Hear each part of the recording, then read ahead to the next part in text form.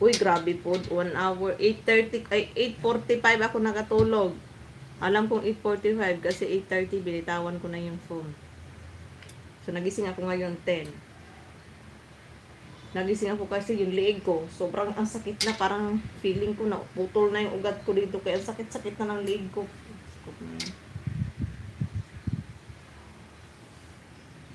Meron bang namamatay ng ganyan? Maipit yung ugat dito sa gilid pag naipit na natulog. Mataas kasi yung unan niya. Kasi naginip pa ako. Napapatayin daw ako. Yati yun. Hindi daw ko gila. Kaya pati yun daw ko. Grabe po na ako panaginip po eh. Yung pala, sobrang sakit ng liig ko. Kinaiipit.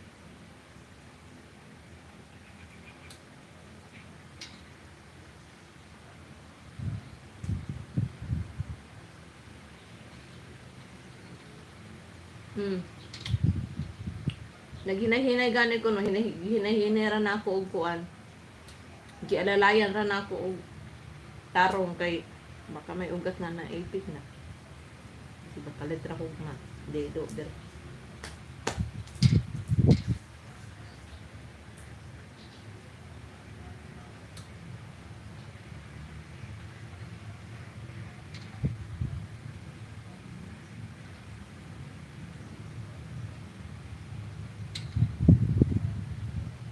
May 2025.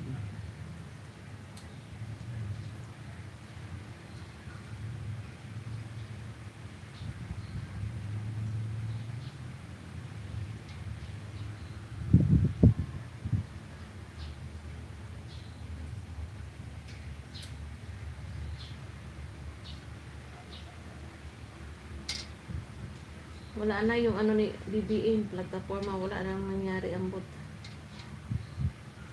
Anong ginagawa niya? Busy kasi ang idol mo, Alan Baez. Naghinay-hinay, nag-practice. Practice of kaya idol para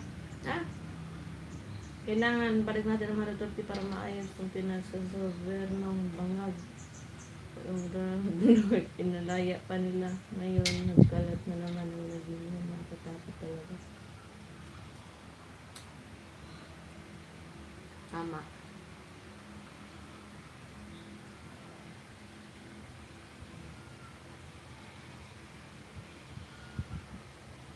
Pero Duterte talaga. Ikaw, Alan Baez, Duterte ka? Duterte ka ba? Or Lenny ka?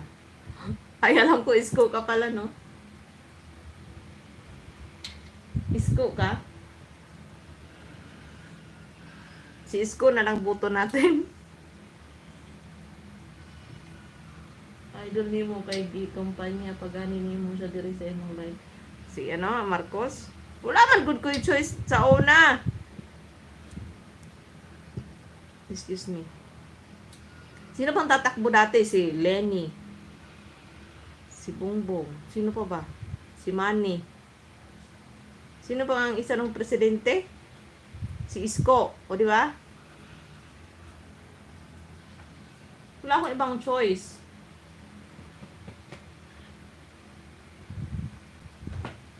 So, doon tayo sa medyo may alam na daw. So, misamot, tinuon, takaunlod, ani.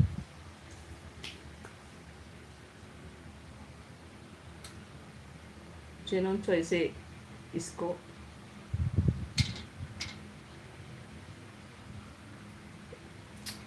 Dili pa man gud daw hinog si Isko. Manibalang pa lang. Balbangaan pa.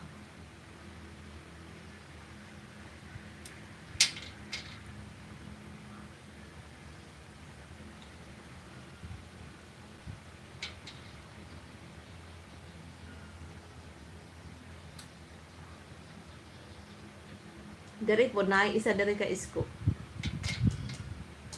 Na diri sa amo isa lang ka Isko.